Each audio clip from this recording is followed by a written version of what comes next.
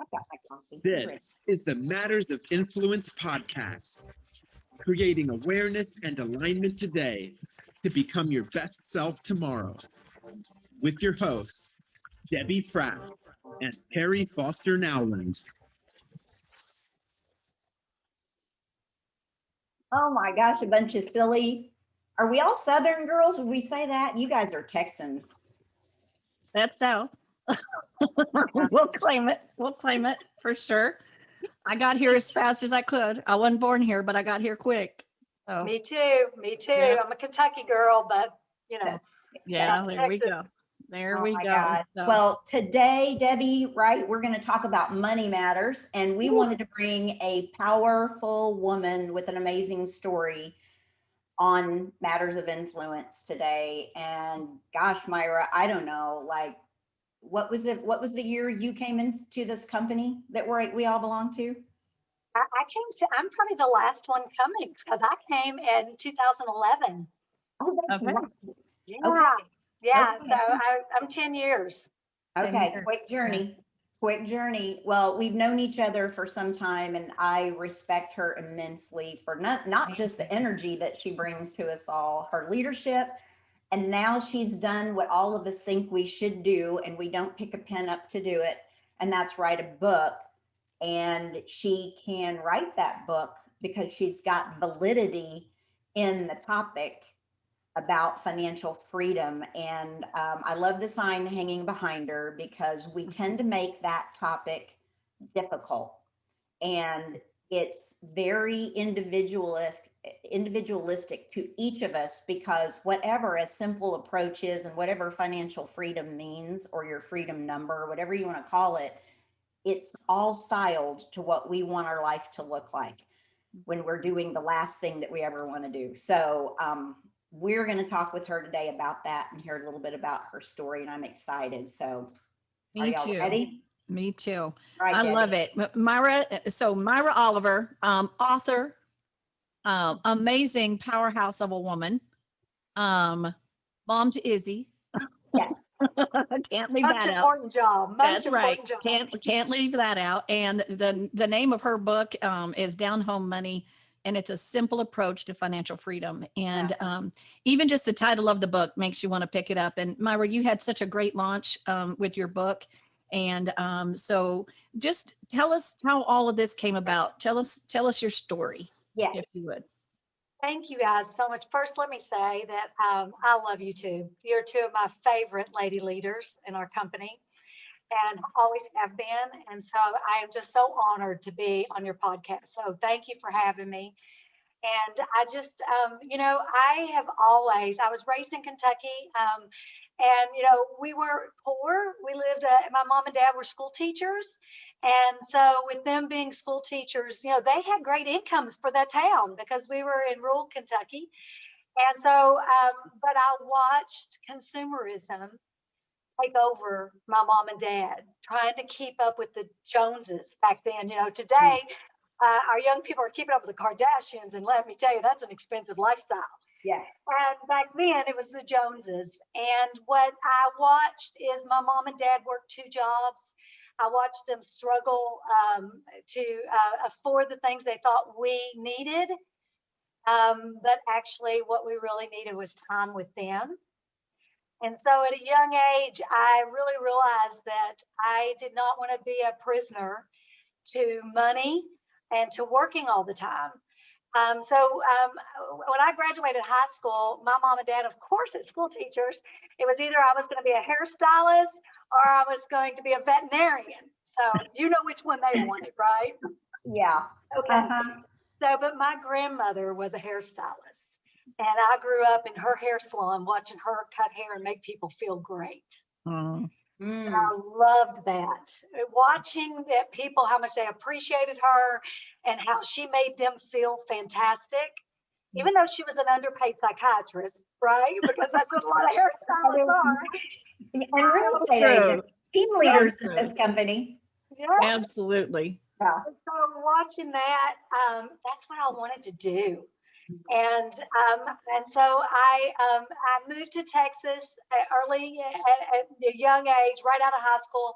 I put myself through school, through barber school. I wanted to be a barber because I wanted to cut men's hair because, you know, I was single and I wanted to cut men's hair at the time.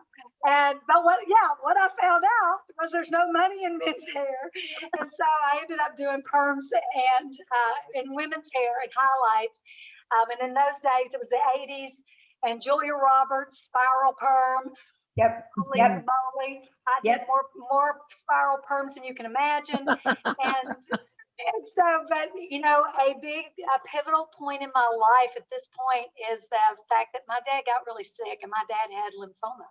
Mm. And he came out of remission and got really, really worse. And I was going back and forth every weekend. So I bought my hair salon and my dad loaned me the money because that's what I wanted to do. And I was going back and forth and I got myself in a real mess of debt.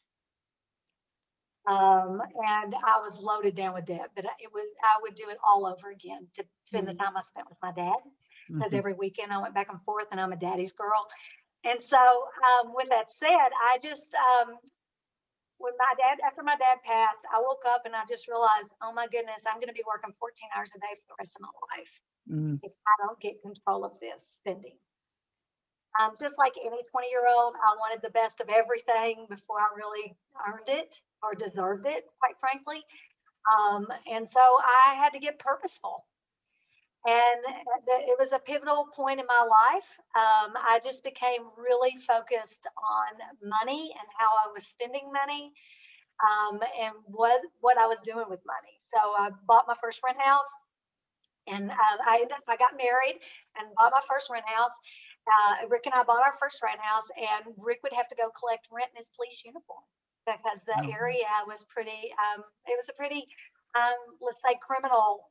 It had a lot of crime in that area, and so Rick was very scared to buy a house there. But it worked out beautifully because everybody has to have a place to live, and if there's a problem, be the solution. Mm. Love that. So we just decided, okay, that was the area we were going to focus on, and we started buying quite a few houses in the area, and Rick had a presence there in the area. And that's what our goal was, is to reach financial freedom for us, because we live very frugally still to this day. My car's 5 years old, going on 6. I don't live in my money. I don't drive my money. I don't wear my money. My money makes money. And Wait, hang on. Wow. Wow. That was so awesome.